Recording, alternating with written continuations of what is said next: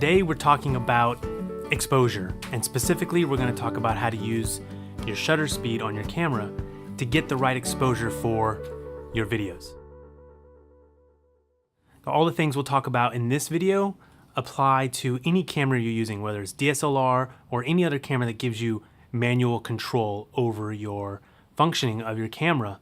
This video is going to show you how to control 3 basic elements in your camera to get the right exposure, brightness, or darkness if that's what you want, for your scene. So in this video specifically, we're talking about shutter speed. And when it comes to exposure, there's something known as the exposure triangle. And that's 3 basic elements that your camera has: shutter speed, aperture, and ISO.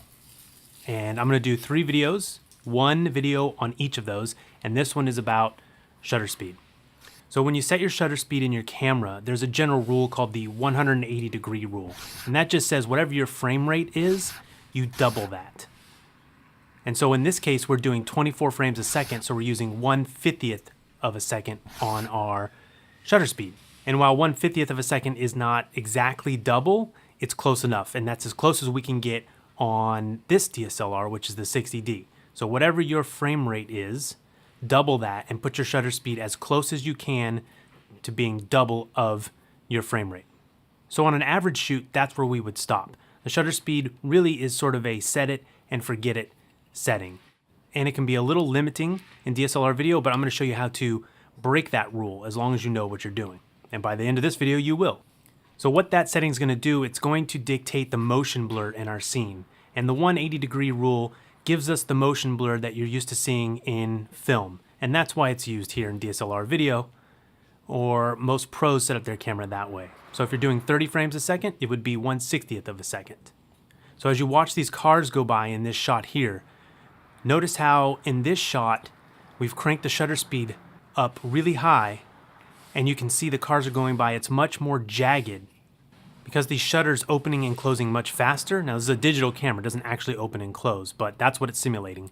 Because it's opening and closing much faster, you're gonna see a lot less motion blur in the image. So that's what you're seeing in this one when you crank it up really high. So if you're in a really bright setting and you're trying to get your exposure by cranking up your shutter speed, this is what you have to be careful for, because it'll create this really jumpy, jagged look. So unless you're going for that, beware. And that's one of the reasons why we leave shutter speed at a constant, so it always looks the same.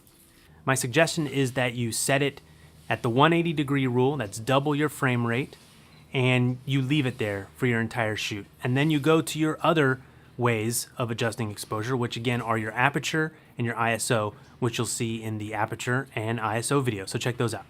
Only after you've gone through those other settings, if you don't want to change your aperture and you don't want to change your ISO, or you've changed them both to be the maximum that you can get them, your aperture is as wide as it can be, and your ISO is as high as it can go, then you can think about coming back to shutter speed. So if you're shooting something where there's not a lot of motion, you can get away with decreasing your shutter speed to get in a little bit more light. So we're at 1/50th of a second here. When I go down to 1/40th or even 1/30th, on each of those steps we get more light into the camera, and that's more real light. It's not enhanced by the sensor like ISO will be. So if you are in a scene like we're recording right here where I'm just sitting here talking to the camera, this is okay. I can crank down my shutter speed, but you're not seeing much difference in the motion blur because I'm not doing a lot of moving. However, you're going to want to probably shoot at that shutter speed for the entire video so that you have a consistent look. But let's start off by setting our shutter speed per the 180-degree rule and leaving it. All right, if you like this video, hit subscribe and ask your questions in the comment, and we'll see you next time.